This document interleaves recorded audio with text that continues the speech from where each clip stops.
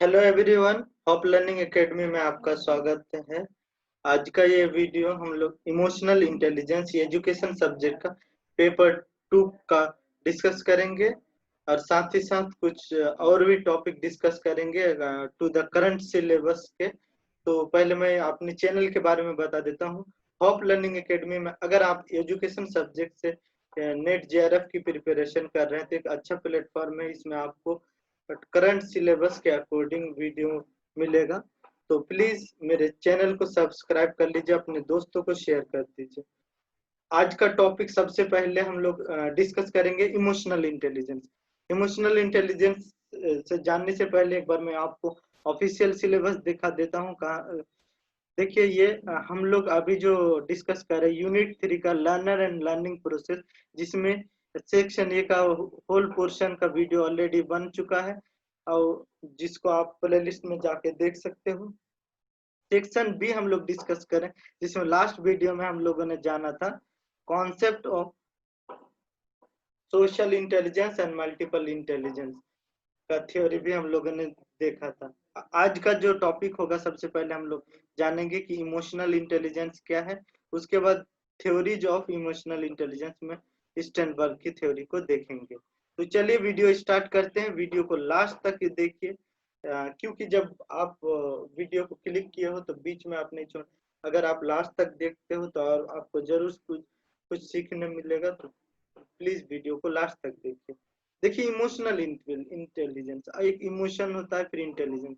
Intelligence के बारे में तो हम लोग बहुत कुछ पढ़ लिए हैं। अब जानना है कि ये इमोशनल इंटेलिजेंस क्या है। देखिए, इमोशनल इंटेलिजेंस क्या होता है, इमोशन से जुड़ा हुआ है। इमोशनल इंटेलिजेंस में क्या है कि आपको किस सिचुएशन में किस तरह से बिहेव करना है, किससे किस तरह से बातें करनी, खुद के इमोशन को समझना, दूसरों के इमोशन की समझना, राइट वे में, राइट तरीके से, राइट अमाउंट में इस तरह से लोगों से बात करना। इस एक तरह से क्या होता है इमोशनल इंटेलिजेंस। इसमें हम क्या करते हैं, emotional intelligence directly related to emotions, feeling, thinking. इसमें हम क्या करते हैं, परसीविंग परसीविंग इमोशन। सबसे पहले हम तो इमोशन को परसीव करते हैं कि इमोशन क्या है, then using emotions to facilitate thinking. Emotion के हेल्प से थिंकिंग को फैसिलिटेट करते हैं। Understanding emotion, managing emotion. देखिए, ये सारी चीजें होना चाहिए जब भी क्या इमोशनल इंटेलिजेंस कहेगा। सबसे पहले perceiving emotions, using emotions to facilitate thinking, understanding emotions, managing emotions. Emotional intelligence के बारे में अब हम कुछ डेफिनेशन देख लेते हैं साइकोलॉजिस्ट के अकॉर्डिंग। तो देखिए, इमोशनल इंटेलिजेंस क्या कहते हैं, एक स्लोवे और मेयर के according emotional intelligence is the ability to monitor one's own and others emotion. देखिए, ये बहुत इंपॉर्टेंट, सिर्फ अपने इमोशन को मॉनिटर नहीं करना, अपने इमोशन को नहीं देखना, दूसरों को इमोशन को भी आपको समझना है। टू डिस्क्रिमिनेट अमंग देम, और उसके दरमियान आपको डिस्क्रिमिनेट करना है, कब किस तरह से आपको बिहेव करना है, कब किस तरह से लोगों से आपको ट्रीट करना है। And to use the information to guide one's thinking and action, है ना। और इस इमोशन के को डिस्क्रिमिनेट करके, इमोशन को आइडेंटिफाई करके किस तरह से थिंकिंग करना है, किस तरह से एक्शन करना है, वो अगर गाइड कर पाते, that is the emotional intelligence. अगला डेफिनेशन है, emotional intelligence is a way of recognising, understanding and choosing how we think, feel and act. It shape our interaction with others and our understanding of ourself, है ना। ये क्या करती है, हम दूसरों से किस तरह से इंटरेक्शन करना, यहाँ तक कि खुद को भी अंडरस्टैंड करने में इमोशनल इंटेलिजेंस आपको ये हेल्प करती है। It defines how and what we learn. It allows us to set priorities. It determines the majority of our daily action. Research suggests that it is responsible for as such as much as 80% of the success in our lives, है ना। हमारी जिंदगी का 80% success में emotional intelligence का हक होता है, इन इमोशनल इंटेलिजेंस की वजह से होता है। तो इतना इम्पोर्टेंट ये आप टॉपिक है इमोशनल इंटेलिजेंस, जो आपको अपनी इमोशन को कंट्रोल करने की बताता है। आप बात बात पर गुस्सा आ जाते हो, आप अपनी इमोशन में कंट्रोल नहीं कर पाते, इसका मतलब इमोशनल इंटेलिजेंस नहीं। आपको अपने इस पर काबू रखना है, लोगों से किस तरह से ट्रीट करना है, दूसरों को इमोशन को आपको समझना है। ये सारी चीजें खुद को समझना है, दूसरों को समझना, ये सारी एबिलिटी ही इमोशनल इंटेलिजेंस है। ये रिसर्च कहता है कि 80% जो जिंदगी का सक्सेस होता है इमोशनल इंटेलिजेंस पर डिपेंड करता है। Often referred to as emotional intelligence, EI, is about having the ability to understand and manage the emotion of yourself and also those around you, है ना। इमोशनल इंटेलिजेंस का directly simple meaning समझिए, अपने understanding और emotion को इस तरह से मैनेज करना कि खुद को समझना है, साथ ही साथ आपके आसपास में जितने भी लोग हैं उनके इमोशन को समझना। Remember, the objective of a leader is to complete the task successfully, keep the team together, and manage the team on an individual basis to ensure everyone is happy and playing to their strength.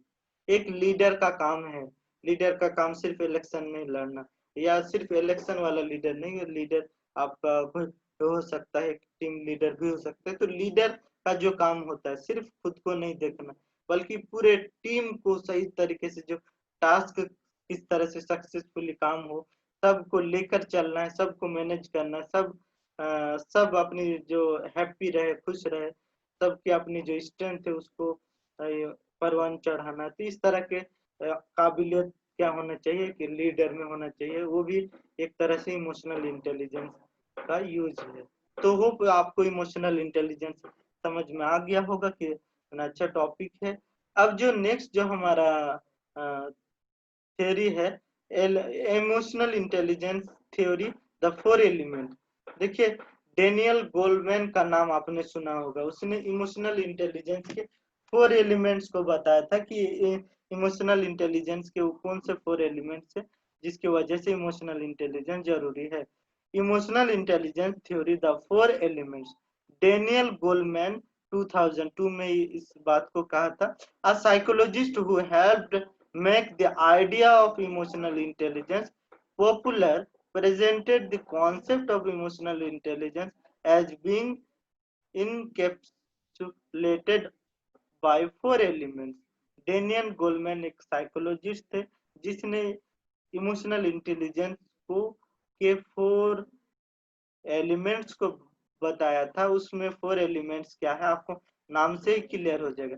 Self awareness, self management, social awareness, social skill. ये अगर चार चीज आपके अंदर है तो आपके अंदर इमोशनल इंटेलिजेंस होगा और आपके सक्सेस में इसका हाथ जरूर होगा। सेल्फ अवेयरनेस, सबसे पहले तो आप खुद को जानिए, खुद के इमोशन को जानिए, आपके अंदर की चीजों को जानिए, उसके बाद उसको मैनेजमेंट कीजिए सही तरीके से, है ना। सेल्फ अवेयरनेस जरूरी है, सोशल स्किल जरूरी है, ये सारी चीजें हैं तो आप कह सकते हैं कि इमोशनल इंटेलिजेंस होगा। Emotional intelligence is very important topic for whole career, whole life कह सकते हैं। ये तो बात हो गई इमोशनल इंटेलिजेंस। अगला जो हम लोग टॉपिक है, सिलेबस के according theory of intelligence by Sternberg. ये वाला सेक्शन है ना, इंटेलिजेंस के बारे में भी हम लोग को डिटेल से पढ़ना है। सोशल इंटेलिजेंस हम लोग पढ़ चुके हैं, मल्टीपल इंटेलिजेंस पढ़ चुके हैं, अभी इमोशनल इंटेलिजेंस पर है। अब स्टेनबर्ग ने भी एक ट्राइक थ्योरी दिए थे, तो क्या कहते हैं हमारे सिलेबस का हिस्सा है theory of intelligence by Steinberg. देखिए क्या है, पढ़ते हैं एक बार। आप देखे होंगे, यहाँ पहले एक पिक्चर दिखा देता हूँ। इस तरह से ट्राइक थ्योरी दिया था स्टेनबर्ग ने, एनालिटिक, क्रिएटिव, प्रैक्टिकल। तो क्या है, इसको जानने से पहले थोड़ा इंट्रोडक्शन हो जाए। The triarchic theory, triarchic theory का मीनिंग, ट्राइक का मतलब क्या होता है, तीन होता है, यानी इसमें तीन चीजों पर बात किया था, इसीलिए इसको ट्राइक थ्योरी भी कहा जाता है। स्टेनबर्ग ने, याद की रखिए, स्टेनबर्ग ने ट्राइक थ्योरी दिया था। The trike theory of intelligence is based on a broader definition of intelligence than is typically used. In this theory, intelligence is defined in terms of the ability to achieve success in life based on one's own personal standard with in one socio cultural context, है ना। इसमें बताया था कि इसने intelligence को, Sternberg ने intelligence को और ब्रॉड वे में देखा था, और इसमें हमारा जो पर्सनल स्टैंडर्ड होता है वो भी शामिल होता है किसी भी सक्सेस में, सोशियो कल्चरल कॉन्टेक्स्ट में। The ability to achieve success depends on the ability to capitalize on one's strengths and to correct or compensate for one's weakness.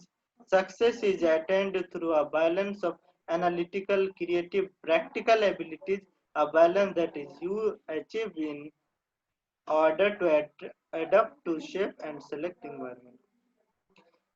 आगे देखते हैं, according to Robert Sternberg's purpose theory of human intelligence, a common set of universal mental process underlies all aspects of intelligence. ये कहते हैं Sternberg की theory में उसने जो प्रपोज किया कि ह्यूमन इंटेलिजेंस क्या है, उसके जो एक कॉमन सेट होता है जिसमें उसके यूनिवर्सल जो मेंटल प्रोसेस का यूनिवर्सल सेट होता है, और उसके साथ वही सारी चीजें क्या करती है, इंटेलिजेंस को अफेक्ट करती है. Although the particular solution to problem that are considered intelligent in one culture may different from the considered intelligent in other culture. Culture to culture भी ये डिपेंड करता है इंटेलिजेंस, है ना. The mental process needed to reach the solution are same. Three aspects of intelligence. Three aspect, इसीलिए three aspect की वजह से ही इसको ट्राइक थ्योरी भी कहा जाता है. According to the triarchic theory, intelligence has three aspects, analytical, creative and practical. मेरे साथ एक बार बोलिए. स्टर्नबर्ग का जो ट्राइक थ्योरी है वो शामिल है उसमें पहला aspect analytical, creative, practical. Sternberg triarchic theory emphasizes how three types of abilities work together to create intelligent behavior. Intelligent behaviour को क्रिएट करने के लिए तीन तरह की एबिलिटी मिलकर काम करते हैं, इसको बताया है स्टर्नबर्ग ने. एनालिटिकल, एनालिटिकल में क्या होता है, एनालिटिक का मतलब होता है एनालिसिस से बना, उसमें हम कंपेयर, इवेल्युएट एंड एनालाइज, है ना. कंपेयर करते हैं चीजों को, इवेल्युएट करते हैं, फिर एनालाइज करते हैं. क्रिएटिव का मीनिंग होता है insights, synthesis, adapting in unique situations. और प्रैक्टिकल का क्या मीनिंग होता है, dealing with everyday task relating to world. तो ये जो हम कोई भी प्रॉब्लम का सॉल्यूशन करते, कोई काम करते, तो इसमें इस तरह के स्टर्नबर्ग के अकॉर्डिंग, उसके ट्राइक थ्योरी के अकॉर्डिंग ये तीन चीजें शामिल होता है, तीनों मिलकर एक इंटेलिजेंट बिहेवियर को क्रिएट करता है ना. इस तरह से हम अगला जो टॉपिक है analytical intelligence. Analytical intelligence is involve, ये पहला ये जो था, analytical intelligence is involve when the components of intelligence are applied to analyze, evaluate, judge और compare and contrast. देखिए एनालिटिकल इंटेलिजेंस कब काम करेगा, जब हम इंटेलिजेंस को किस लिए यूज करेंगे, इंटेलिजेंस का कंपोनेंट यानी हम एनालाइज करने के लिए, इवेल्युएट, जज या कंपेयर या कॉन्टेस्ट के लिए हम करते हैं. It is typically involved in dealing with relatively familiar condition of problem where the judgment to be made are of a fairly abstract nature, है ना. इस तरह का एनालिटिकल इंटेलिजेंस का यूज कब करते हैं, जब कोई फेमिलियर काइंड्स ऑफ प्रॉब्लम हमारे सामने होता है और उसमें हमको जजमेंट देना होगा, अब्स्ट्रैक्ट नेचर, है ना. क्रिएटिव इंटेलिजेंस का जो बात हुआ था स्टर्नबर्ग ने कहा था, creative intelligence in work with creative intelligence problems. Robert Sternberg and Todd Lubert asked 63 people to create various kinds of products in realm of writing, art, advertising and science. देखिए creative intelligence को समझने के लिए Robert Sternberg and Tod लुबर्ट ने कुछ experiment किया था. उसमें क्या किया था, 63 लोगों को अलग अलग तरह के प्रोडक्ट्स का यूज करने बोला था. जैसे उसमें रियल ऑफ मतलब राइटिंग के लिए, art, advertisement and science. For example in writing they would be asked to write very short stories. लिखने के लिए लोगों को कहेगा कि आप कुछ शॉर्ट स्टोरी लिखिए, for which investigator would give them a choice of title such as Beyond the Edge और The Octopus Sneakers. यानी उसमें टाइटल से भी कह सकते हैं कि जो है ना उसको टाइटल दे दे इन्वेस्टिगेटर जो रिसर्चर है. In art, the participant were asked to produce at composition with titles such as The Beginning of Time or Earth Time from insects point view. Participant created two product in each domain. तो इस तरह से ये creative intelligence की बात था. और तीसरा जो बात हुआ था इसमें प्रैक्टिकल इंटेलिजेंस की. तो practical intelligence involves individuals applying their abilities to kinds of problems that confront them in daily life, है ना. डेली लाइफ में जो प्रैक्टिकल हमें एबिलिटीज को अप्लाई करने की जरूरत होता है, प्रॉब्लम को सॉल्व करने की जरूरत होता है, उसमें आता है practical intelligence. Such as on the job और इन द होम, घर में या जॉब में. Much of the work of Sternberg and his colleagues on practical intelligence has centered on the concept of tacit intelligence. They have defined his construct as what one needs to know, which is often not even verbalized in order to work effectively in an environment one has not been explicitly taught to work in, and that is often not even verbalized. So this is all about Sternberg theory of intelligence. एक बार मैं फिर से आपको revision कर देता हूँ. Robert ना Sternberg की थ्योरी ऑफ इंटेलिजेंस में उसने 3 एस्पेक्ट्स की बात किया हुआ है. उसमें उसने बताया था कि इसीलिए इसका नाम है ट्राइक थ्योरी, जिसमें एनालिटिकल, क्रिएटिव, प्रैक्टिकल की बात हुआ. एनालिटिकल का मतलब जो सिचुएशन होता है उसको हम कंपेयर करते हैं, इवैल्यूएट करते हैं, एनालाइज करते हैं. क्रिएटिव का मतलब होता है इनसाइट का यूज करना, सिंथेसिस, एडेप्टिंग यूनिक सिचुएशन में. प्रैक्टिकल में डीलिंग विद एवरीडे टास्क, रोज का चाहे घर का या स्कूल का या जॉब वाला, तो उस तरह के टास्क भी होना.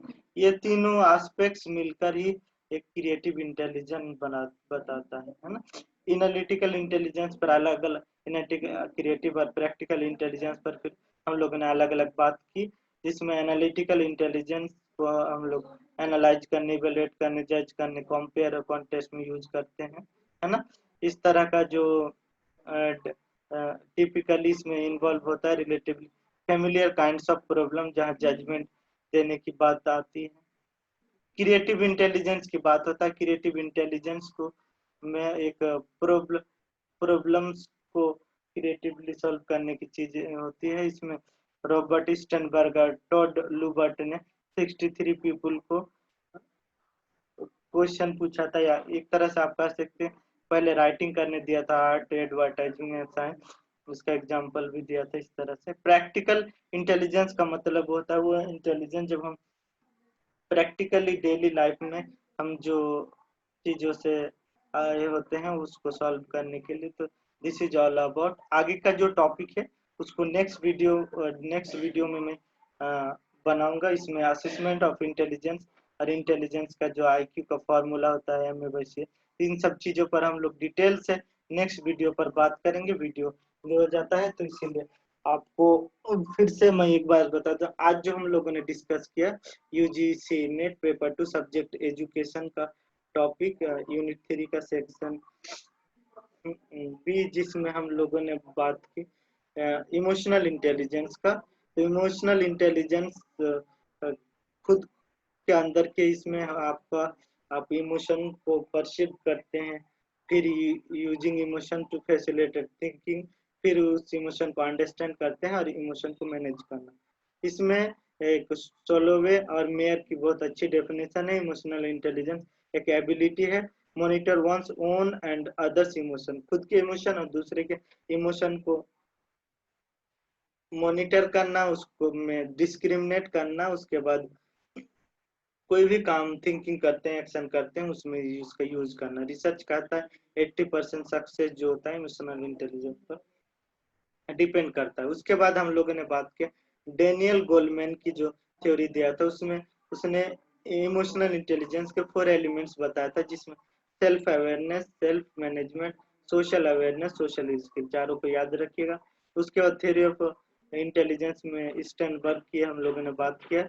स्टर्नबर्ग ने ट्राइड थ्योरी दिया, एनालिटिकल, क्रिएटिव, प्रैक्टिकल। तो कैसा भी लगा ये वीडियो? अगर वीडियो अच्छा लगा तो प्लीज मेरे चैनल को सब्सक्राइब कर लीजिए। यूजीसी नेट की तैयारी के लिए हम आपके साथ बने हुए हैं। आपके को सिलेबस के अकॉर्डिंग मैं वीडियो बना रहा हूँ, और आगे भी मैं आपको प्रीवियस पेपर का क्वेश्चन कराऊंगा। तो इसीलिए होप लर्निंग एकेडमी के साथ बने रहिए, एक पॉजिटिव वी के साथ कि आप यूजीसी नेट या क्या आप जेआरएफ निकाल सकते हो। तो इसी उम्मीद के साथ आप तैयारी कीजिए। पॉजिटिव आपको थिंकिंग जरूरी है, ये आपके लिए मोटिवेशन का काम करेगा।